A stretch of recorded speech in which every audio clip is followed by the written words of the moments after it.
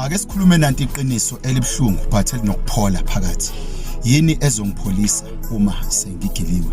Nanga umuntu unombuso namhlanje nawe unombuso. Njengoba ubuka le video njengoba ungibhekile unombuso ukuthi yini ezokupholisa njengoba usugiliwe usunje. Njengoba usushayiwe usunje. Into eyokupholisa uma usugiliwe ukuthi wazi iqiniso lokugilwa kwakho. Wazi iqiniso ukuthi ugilwe ngenxa yokuthi bekwenze njani. Kungani ugiliwe phela usuphola.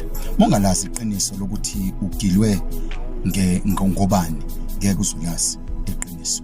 Khumbula ukuthi empilweni kunomuntu okhalayo njengamanje othi ngimbonile umuntu ohambo lami ngahamba naye ibanga elide futhi ngambona ukuthi uya la ngiyakhona futhi wangithembisa ukuthi uya la engiya khona. Wakhuluma wathi akasoza ngishiye endleleni. No Peter wamthembisa uJesu wathi noma bengakudela bonke noma bengakuphika but mina ngisoze ngakudela ngisoze ngakuphika la uyakhona ngiyakhona.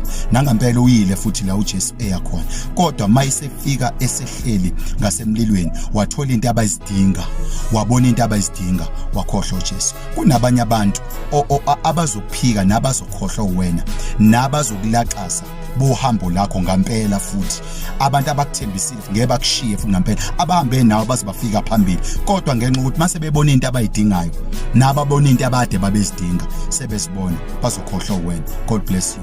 Umile njalo yabathwala bakhe.